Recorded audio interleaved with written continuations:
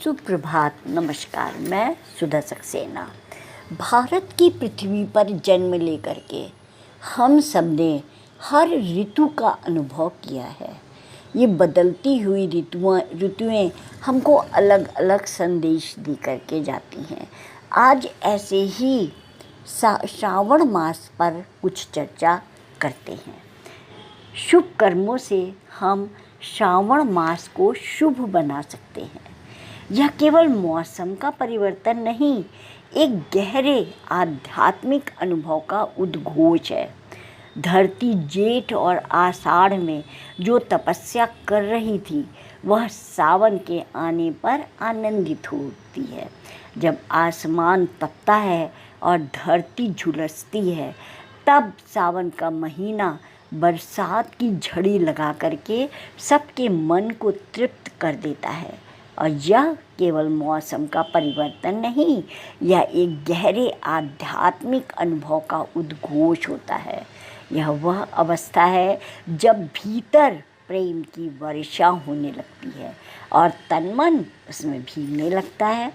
धरती जेठ और आषाढ़ में जो तपस्या कर रही थी, वह सावन के आने पर आनंदित होती है। तप मतलब अग्नि। पुराने समय में हठ योगी पंच अग्नि तापते थे। एक सूर्य रूप अग्नि ऊपर आकाश में है और योगी खुले आकाश के नीचे बैठ करके अपने चारों ओर अग्नि जलाते थे। उस पंच अग्नि के मध्य में बैठ करके अग्नि को तापते थे, मंत्रों का जाप करते थे, प्राणायाम करते थे, सूर्य उपासना करते थे। ऐसे ही परमात्मा रूपी पति से मिलने की चाह लेकर जब जीव तपस्या करे, तो इसे कहते हैं कि यह उसके साधना काल का आषाढ़ महीना है और यह उसके साधना काल का जेठ महीना है। यानी यह समय जिसमें साधक शरीर और मन रूपी इंद्रियों को तपाता है। भक्ति मार्ग में परमात्मा को पुरुष और जीव को स्त्री माना जाता है। स्त्री मतलब अहंकार रहित। यही स्त्री की पहचान है। जो जीव रूपी स्त्री परमात्मा रूपी पति को पाना चाहे, तो इस सावन मास में अपने आप को सुधारे, अपनी कमियों को दूर करे, अपने भीतर आदर्श व्यवहार, शांति, करुणा, श्रद्धा, प्रेम और नम्रता को लेकर आए। मीठा बोले। यह सब गुण जब जीव के अंदर आ जाएं, तो कोई कारण नहीं है कि कृपा ना प्राप्त हो। एक प्रेमी, एक जिज्ञासु हंसते मुस्कुराते निर्दोष बालक जैसा हो जाता है। मन में सरलता हो, सुमिरन चलता रहे, नाम चलता रहे, नाम की धुन बनी रहे, नाम की सुरति बनी रहे, नाम की वृत्ति बनी रहे और नाम की यह रोशनी मन को आलोकित कर देती है।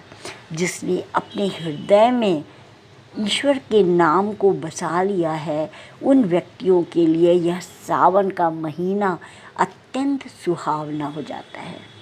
पहली अवस्था में साधक तड़पता है, तप करता है, पुकारता है, प्रार्थना करता है, रोता भी है कि मेरे जीवन में जो अधूरापन है वह कब पूरा होगा प्रभु।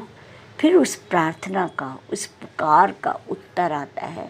उसके जीवन में सत्य की अनुभूति का सावन आता है और इस अनुभूति से जो प्यार, जो संतोष और जो खुशी हृदय में उमड़ती है, तो साधक कह उठता है, अब मेरा मन और तन सब रंग गए हैं, उसी प्यार में रंग गए हैं। यह संसार का झूठा रंग नहीं है, यह सच्चा रंग है।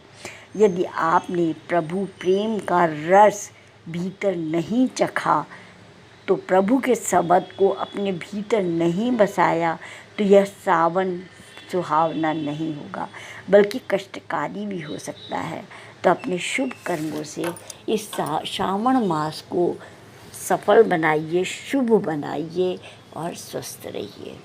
धन्यवाद। आप सब ने मेरे चैनल को लाइक और सब्सक्राइब किया है, उसके लिए आपका अतिशय धन्यवाद। नमस्कार।